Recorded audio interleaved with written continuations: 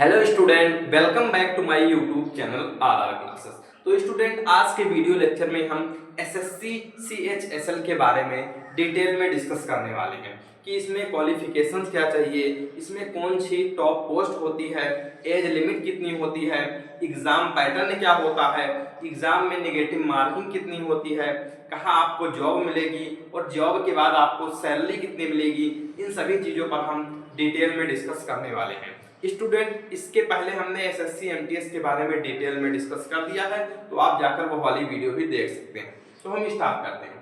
सबसे पहले एसएससी का फुल फॉर्म होता है स्टाफ सिलेक्शन कमीशन। अब हम सीएचएल के बारे में बात करते हैं। सीएचएल का फुल फॉर्म होता है combined higher secondary level. Combined higher secondary level, ये होता है सीएचएल का फुल फॉर्म।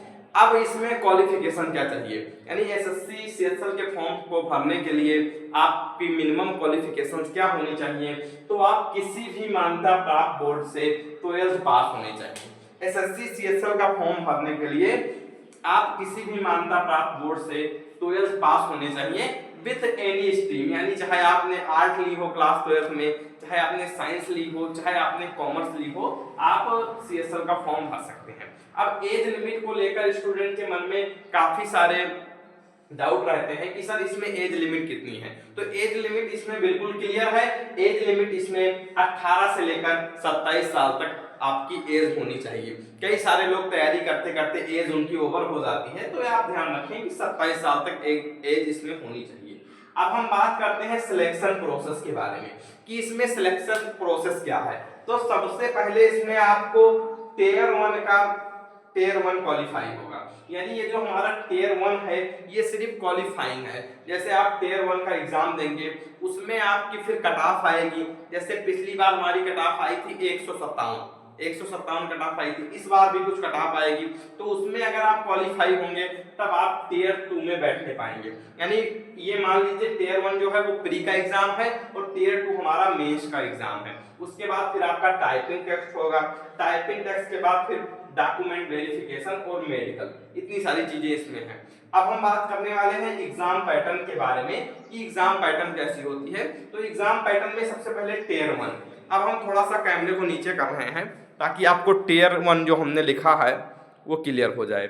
अब टीयर 1 में क्या करना है, टीयर 1 में आपको कितने सब्जेक्ट पूछे जाएंगे।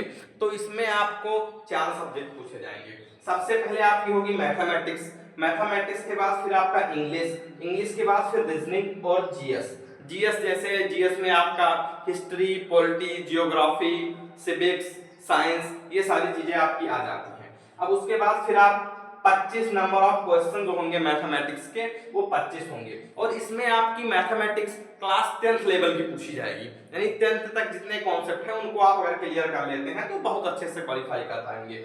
तो 25 क्वेश्चन पूछे जाएंगे और उसमें मार्क कितने मार्क के होंगे 25 क्वेश्चन, तो 50 मार्क के होंगे, यानी एक क्वेश्चन आपके 2 नंबर के होंगे। फिर इंग्लिश के आपको 25 क्वेश्चन पूछे जाएंगे, 50 मार्क। रीजनिंग के 25 क्वेश्चन पूछे जाएंगे और ये सारी चीजें आपकी क्लास 10th लेवल की रीजनिंग पूछी जाएगी। और जीएस जैसा मैंने बताया कि हिस्ट्री, पॉलिटी, जियोग्राफी, इकोनॉमी और उसके बाद देना आपका साइंस, तो ये सारी चीजें आप पढ़िए। अब इसमें अगर आप एक क्वेश्चन सही करेंगे तो आपको 2 नंबर मिलेंगे और 0.5 की यहाँ पर आपको निगेटिव मार्किंग है। अब ये टोटल आपका 200 नंबर का टेयर 1 का पेपर होगा।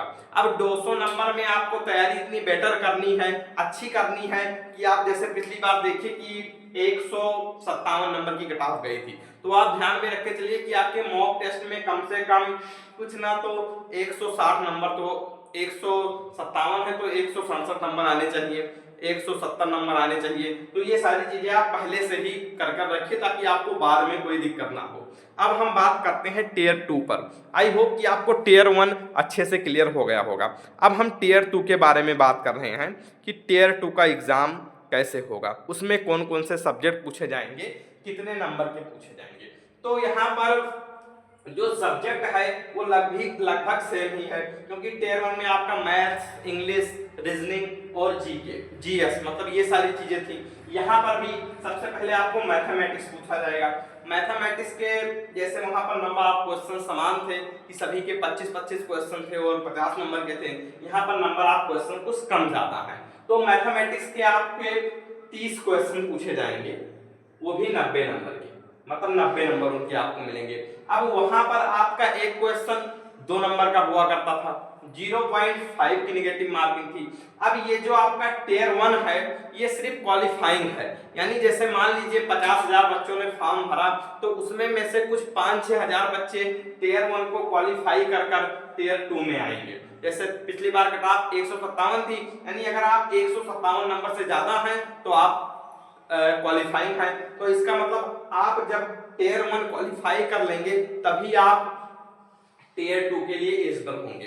अब इसके बीच में कम से कम 1-1.5 महीने का गैप होता है, इसका मतलब तैयारी आप काफी अच्छे से कर सकते हैं। अब टियर 2 में जो मैथमेटिक्स है वो उसके 30 क्वेश्चन पूछे जाएंगे 90 नंबर के, यानी एक क्वेश्चन अगर आप सही करते हैं तो उसके लिए आपको 3 नंबर मिलेंगे, एक क्वेश्चन सही करने के 3 नंबर मिलेंगे, और अगर आप एक क्वेश्चन गलत करते हैं तो -1 नंबर आपके नेगेटिव हो जाएंगे। एक क्वेश्चन सही करने के कितने नंबर मिलेंगे? 3 नंबर, और एक क्वेश्चन अगर आप गलत कर देते हैं तो 1 नंबर आपका माइनस हो जाएगा।